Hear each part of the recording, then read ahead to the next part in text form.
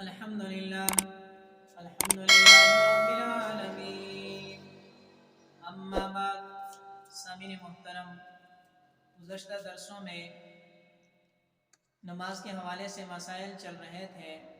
آج کے درس میں بھی اسی حوالے سے ایک اور اہم مسئلہ آپ کی خدمت میں عرض کر رہا ہوں۔ ایک صاحب نے سوال یہ کیا کہ نماز کے اوقات میں کاروبار میں مشغول ہونے سے کمائی حرام ہو جائے گی یا نہیں؟ یاد رکھیں، نماز کے اوقات میں نماز کی طرف توجہ نہ کرنا یا نماز کی طرف جانا نہیں، ایسے افعال یہ حرام ہے۔